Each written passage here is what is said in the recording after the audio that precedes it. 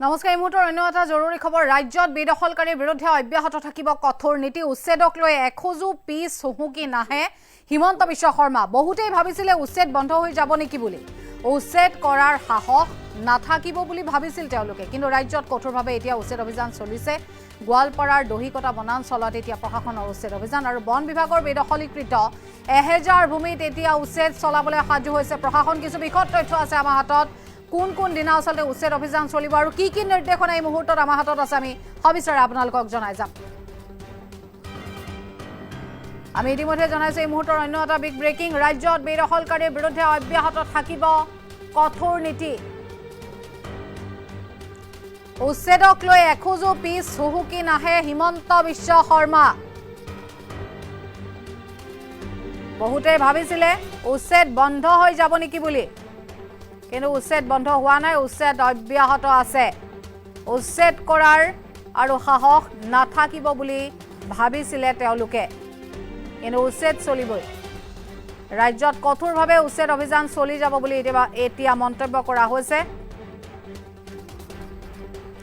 গোৱালপাৰাৰ দহিকটা বনাঞ্চলত যিহেতু প্ৰশাসনৰ উচ্ছেদ অভিযানৰ বাবে ইতিমধ্যে তেওঁলোক সাজু হৈছে। অহা 9 আৰু 10 নৱেম্বৰত চলিব প্ৰশাসনৰ বুলডোজাৰ। বন বিভাগৰ বেদখলীকৃত 1000 ভূমিত উচ্ছেদ চলাবলৈ সাজু হৈছে প্ৰশাসন। আগন্তুক অৰ্থাৎ 9 আৰু 10 নৱেম্বৰ এই বিশেষ দিন দুটাত প্ৰশাসনৰ বুলডোজাৰ চলিব। উচ্ছেদক লৈ পুনৰ মুখ্যমন্ত্ৰী ডক্টৰ হিমন্ত বিশ্ব শৰ্মাৰ বৃহৎ ঘোষণা। ৰাজ্যত বেদখলকাৰীৰ বিৰুদ্ধে কঠোৰ নীতি অৱলম্বন ৰাজ্য চৰকাৰৰ আৰু উচ্ছেদক লৈ বাৰম্বাৰ কৰি যোৱা আচলতে বিভিন্ন দল সংগঠনকে আদি কৰি একাংশ আচলতে বুদ্ধিজীৱীও যিহেতু এই বিষয়টোক লৈ মন্তব্য কৰিছিলে যে এই আচলতে যি উচ্ছেদ অভিযান, সেই উচ্ছেদ অভিযানে কিন্তু যথেষ্ট লোকক কষ্ট দিছে।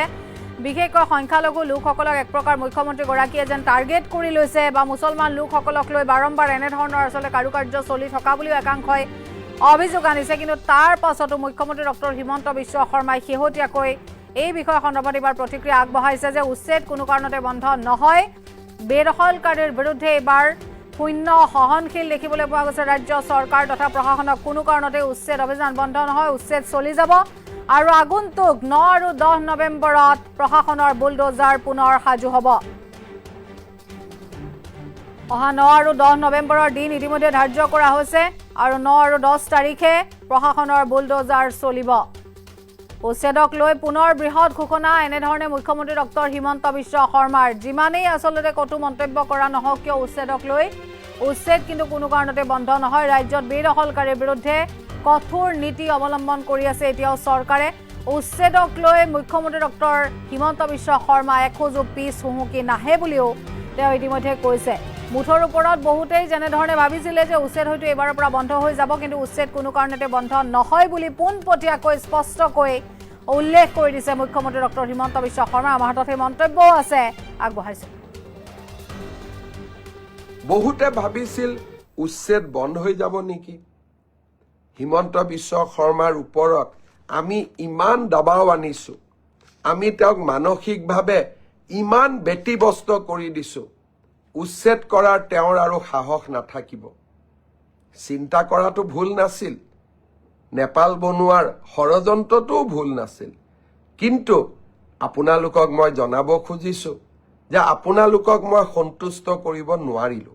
অহা 9 আৰু 10 তাৰিখে গোৱালপাৰা জিলাৰ দহিকটা বনাঞ্চলত উচ্ছেদ অভিযান আৰম্ভ হ'ব। 1000 বিঘা বনভূমি আমি উচ্ছেদ কৰিম আৰু আমি অসমবাসী ৰাইজৰ বন সম্পদ ৰক্ষাৰ যুদ্ধখন চলাই যাম। বহুতে ভাবিছিল উচ্ছেদ বন্ধ হৈ যাব নেকি। হিমন্ত বিশ্ব শৰ্মাৰ ওপৰত আমি ইমান দবাও আনিছো, আমি তেওঁক মানসিকভাৱে ইমান ব্যতিব্যস্ত কৰি দিছো, উচ্ছেদ কৰাৰ তেওঁৰ আৰু সাহস নাথাকিব। চিন্তা কৰাটো ভুল নাছিল, নেপাল বনোৱাৰ ষড়যন্ত্ৰটোও ভুল নাছিল। কিন্তু আপোনালোকক মই জনাব খুজিছো যে আপোনালোকক মই সন্তুষ্ট কৰিব নোৱাৰিলো। অহা 9 আৰু 10 তাৰিখে গোৱালপাৰা জিলাৰ দহিকটা বনাঞ্চলত উচ্ছেদ অভিযান আৰম্ভ হ'ব।